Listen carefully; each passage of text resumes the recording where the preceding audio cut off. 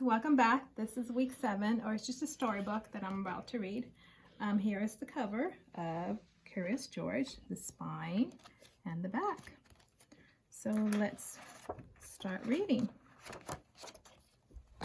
George was an explorer, exploring a lake with his friend Bill. George was a good explorer and always very curious. He was especially curious about tadpoles. And I'm pretty sure Miss Cynthia, on one of her worksheets, she talked about life. Bill told George he could be in charge of the tadpoles they found. George took tadpoles watching very serious. He watched them swim in their glass bowl. He fed them boiled lettuce. He took them for a swim in the lake. At the time, it seemed like good exercise for the tadpoles. Okay, I'm gonna have to read this way. Okay. Sorry, friends. When the tadpoles did not come back, George started to worry. What would Bill say? He said. He had to find them.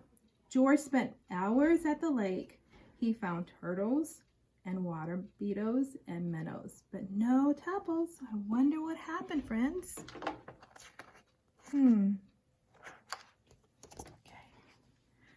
Every time George would visit the lake, he would look for the tadpoles. Several weeks went by. Guess what? No tadpoles.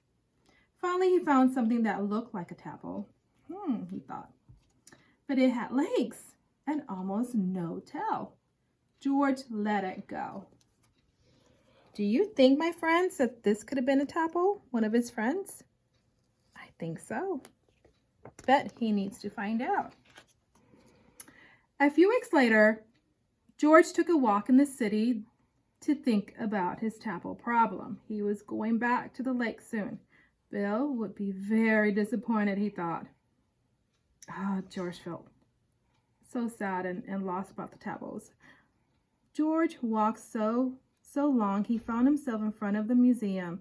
He saw a beautiful butterfly that reminded him of being at the lake. He followed it. So he was walking to the museum and he spotted a butterfly.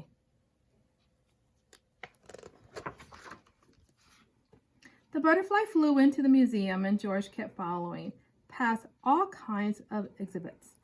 There was a very special display about creatures that lived around lakes. George knew about many of them, like turtles, minnows, lizards, and tadpoles. Remember, he was going to the lake, so he was discovering all those kind of creatures. And he's going to find out something very special, my friends. The picture of the baby tadpole reminded him of his own tadpoles. Next, it was one of the funny creatures that George had seen in the lake. It had legs and a small tail. Remember that picture? He understood. He got it. The creatures with legs were tadpoles too. His friends had not vanished. They were just changing and growing up. George was so excited he left the museum without finishing the exhibit tour. Because he remembered. First there were eggs. A small tadpole. It's changing, and that's what he saw at the lake. As soon as George got back to the lake, he looked for his missing friends, especially the one with little legs and almost no tail. But they were not there. Oh no, what happened? This time, George could only find, guess what? Frogs. Lots and lots of frogs. So every day they were changing. Remember, life of circle. What a good idea, George, Bill said, seeing the empty jar. You decided to release the tadpoles into their natural habitat so we could watch them grow into frogs. You're not just curious, you are smart too. So look at all his friends were there. They were just changing. They were becoming frogs.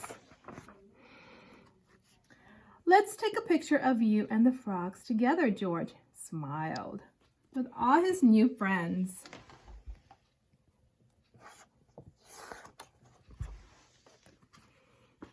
So, a frog's life. Remember, friends,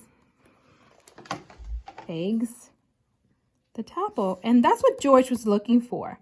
But weeks later, this appeared in the lake. And then when he went to the museum, he learned it was a life cycle going around.